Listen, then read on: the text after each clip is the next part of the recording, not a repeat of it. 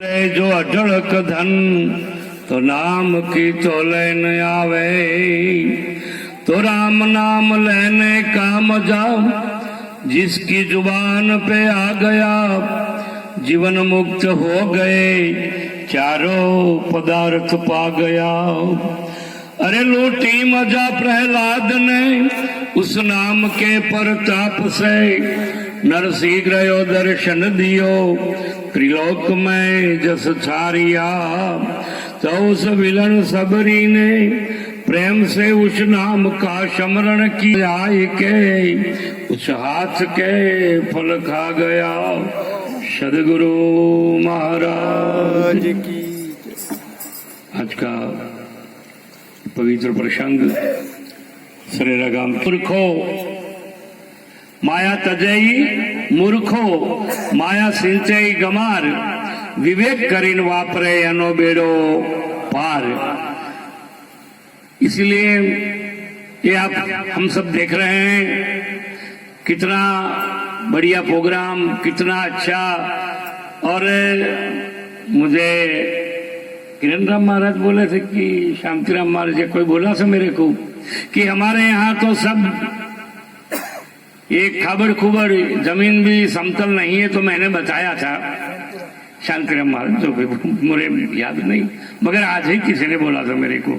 तो मैंने बोला कि दादा मैकरण के एक बार उन्होंने दामोदर की बहुत प्रशंसा सुनी थी। दामोदर भी एक महान संत थे, उनकी प्रशंसा सुनी थी। तो मिलने के वहां से निकले कच्छ से, और यहाँ से दामोदर जूनागढ़ से निकले, दोनों बीच में मिल गए। और संत जब संत को मिलता है न तो नैन ही बोल देते हैं कि ये संत है। तो दामोदर ने परिचय पूछा, आप कौन है? तो उन्होंने बोला मैं मैकरण कच्छ से आ रहा हूँ। कहाँ जा रहे हो? तो कहा दामोदर को मिलने जा रहा हूँ। तो बोला मैं ही तो दामोदर हूँ। दोनों एक दूसरे को मिले। फिर मैकरण ने पूछा कि एक बात मेरे मन में है, आपको पूछ लूं। हाँ तो के बोलो। कहे मैकरण सुन दामोदरा तुझा देश जी मालम दे माओ। कहे मैकरण सुन दामोदरा तुझा देश जी मालम दे माओ, तुझा देश में डूंगरा की भौजेरी भो। हे दामोदर मैं पूछता हूँ, वो तो आ तो रहे थे जूनागढ़ से, और जूनागढ़ तो पूरा पर्वतीय इलाका है, फिर भी इन्होंने पूछ लिया कि तेरे देश में डूंगर है या भौजेड़ी भो। तो दामोदर ने बताया कि ऐसा तो है नहीं, मगर फिर भी बता देता हूँ। क्या? कहे दामोदर सुनो मैकरण मुझा देश जी मालम दू तो, मनना डूंगर जो मटे तो भो जेड़ी भो। अगर मन से डूंगर मिट जाए तो सब का समकक्ष समतल समान जो भी है वो मन से है, और मन ही जब भगवान में लीन हो जाए तो इसका ये प्रमाण है, हम देख रहे हैं। ऐसे आज योग जो आयोजित किया है, और वो योग वो ज्ञान यज्ञ को प्रज्वलित करने वाले, क्योंकि यज्ञ तो है मगर प्रज्वलित करने वाले कोई ना हो तो उसमें कुछ होम करना पड़ता है, कुछ होमना पड़ता है, कुछ डालना पड़ता है, तभी तो ये प्रज्वलित होता है।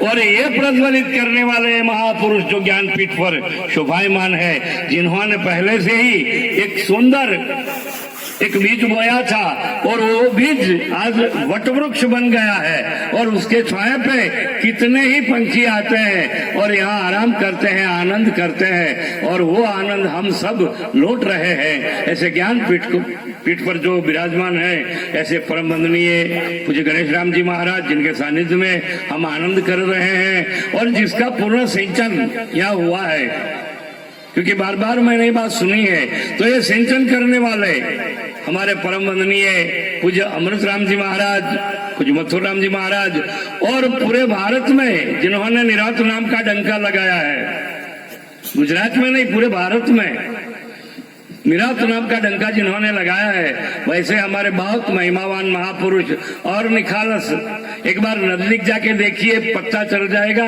कि सच में ज्ञान क्या होता है। ऐसा हमारा परम वंदनीय पूज्य दयाराम जी महाराज, यहाँ के परम वंदनीय पूज्य शांतिराम जी महाराज, परम वंदनीय पूज्य रमेश राम जी महाराज, सेवा के बहुत सुरवीर, ऐसे हमारे परम वंदनीय पूज्य महेश राम महाराज। और सूर्य जब उदय होता है तो पहले किरण निकलती है और किरण सबको प्रकाशमान करती है, ऐसा हमारा किरण राम जी महाराज। और सुंदर आयोजन जो अनाउंसमेंट कर रहे हैं वो लक्ष्मण राम जी महाराज और सभी व्यासपीठ पर बैठे हुए सब सदगुरु आचार्य भगवंतों और ब्रह्म स्वरूप, ऐसी आज की संत सभा। हमारे आगे हर एक महापुरुष ने बहुत सुंदर अपने अपने तरीकों से बात सब एक है, बतलावन में फिर एक ही बात होती है, मगर बताने का ढंग जो होता है हर एक का अलग अलग होता है। कहने का मायना दूजा तो है नहीं, दूसरा कुछ है ही नहीं, क्योंकि एक परमात्मा के सिवा और कुछ मिलने के लिए हम मिलते ही नहीं हैं। अगर और कुछ हमको चाहिए तो ये इकट्ठा होने की जरूर नहीं है। जो चाहिए उसके अनुरूप प्रयत्न करने की जरूरत है, जो चाहिए उसके अनुरूप वैसा प्रयत्न करना चाहिए।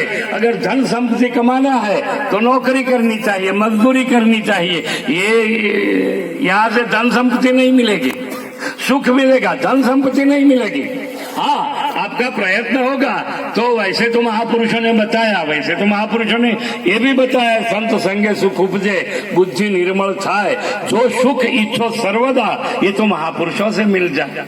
आप कोई भी सुख की कल्पना भी करेंगे तो यहाँ से मिल सकती है, मगर आपकी कल्पना कैसी है उनके अनुरूप उसका नतीजा भी होता है, मिल जाता है। ये गलत बात नहीं है, यहाँ से सुख भी मिलता है, मगर यहाँ जो सुख मिलता है परम सुख, क्योंकि ये पूरा का पूरा विश्व है।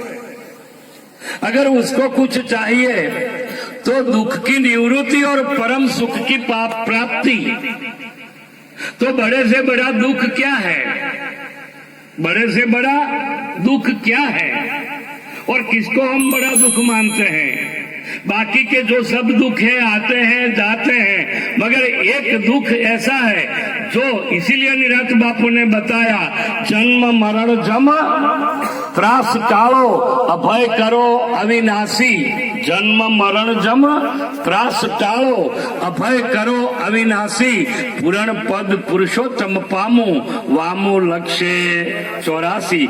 ये मेरा जन्म मरण का जो बंधन है नहीं है, ये बात मैं नहीं बोलूंगा, मगर निरात बापू ने बताया है और हमने स्वीकार भी किया है। दुनिया में ऐसा कोई व्यक्ति नहीं संत के सिवा कि जो बोले कि मैं मरने वाला नहीं हूं। हर एक बोलेगा मैं मर जाऊंगा, मैं मर जाऊंगा, मैं मर जाऊंगा। और सबको डर भी है तो किसका है? मरने का ही डर है, बाकी तो कोई डर है ही नहीं। और अच्छा है सो डर है, नहीं तो क्या हो जाता है? ये भी बोलता हूँ, ठीक है जो मरने का डर है, नहीं तो क्या मालूम क्या कर देते अभी। हिरण्याकंस को पता चल गया कि अब मैं मरने वाला नहीं हूँ, तो उन्होंने क्या किया? संत को ही दुख दे डाला। ऐसा नहीं, तो ऐसा हम सब सोचते हैं, मगर सदगुरु की जो बताई हुई बातें हैं, और सदगुरु की यही एक बड़ा जिसे परमार्थ बोला है, तो उन्होंने यही परमार्थ किया। गलत सही वो नहीं बताया, मगर वो ऐसी युक्ति बताई हमें कि वो हमारे भीतर से जो भ्रम हमें था वो भ्रम ही निकाल दिया। कैसे निकाल दिया? क्योंकि आज तक हम समझ रहे, वैसे तो सदगुरु शंकराचार्य ने बहुत अच्छी 3 बातें बताई, क्योंकि ये बात कौन समझ सकता है, ये बात किसके लिए जरूरी है। तो शंकराचार्य भगवान ने 3 बातें बताई।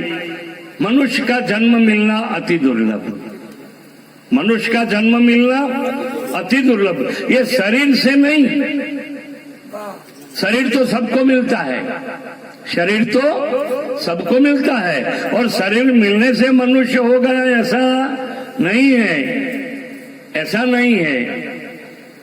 मनुष्य अगर बनना है तो संत के सानिध्य में, सदगुरु के सानिध्य में जाना पड़ता है, और वहीं से तो मनुष्य का जन्म होता है। माँ बाप के पेट से जो जन्म होता है, जननी की कोख से जो जन्म होता है, वो बाबा या बेबी, वो बालक शरीर, उसी का ही जन्म होता है, मनुष्य का नहीं।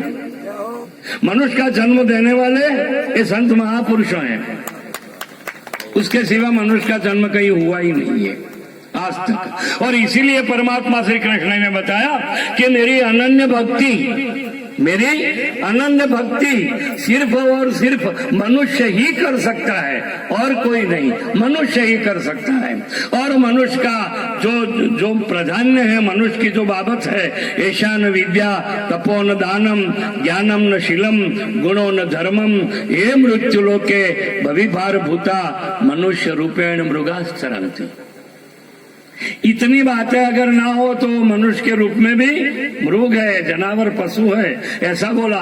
तो मनुष्य का जन्म मिलना अति दुर्लभ, और मनुष्य का जन्म अगर मिल भी गया तो मुमुक्षता आनी अति दुर्लभ। मुमुक्षता, अगर कुछ जानना है हमें, क्या जानना है? मैं कौन हूँ, परमात्मा क्या है, मैं कौन हूँ, परमात्मा क्या है। क्योंकि यहाँ क्या हुआ है, वैसे हुआ कुछ नहीं, मगर बात की ही, शब्द की ही ऐसी जाल है। एक भाई मेले में जाना था तो उसकी माँ ने ना बोला कि बेटा मेले में नहीं जाने का। क्यों? तो कि मेले में जाने से गुम हो जाते हैं लोग, खो जाते हैं।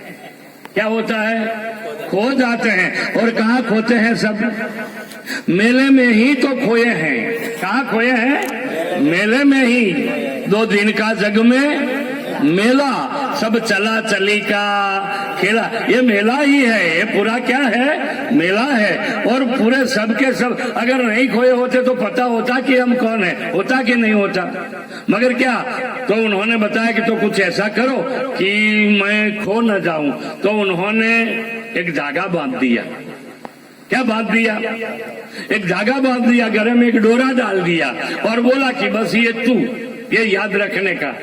ये जो डोरा बांधा ना, उसे बताया कि ये तू है। और हमें भी क्या बताया है? ये डोरा ही बताया है। वो मेले में गया और मेले में जाके थोड़ी देर के बाद वो देखता है तो मैं हूँ। क्या बोलता है? मैं हूँ। क्या देखता है? वो डोरा देखता है, वो धागा देखता है। और वो अपने को क्या समझता है? धागे में समझता है, मैं हूँ। ऐसे देखता था। ऐसे हमारे महाराज जैसा, अमृतराम महाराज, दयाराम महाराज जैसे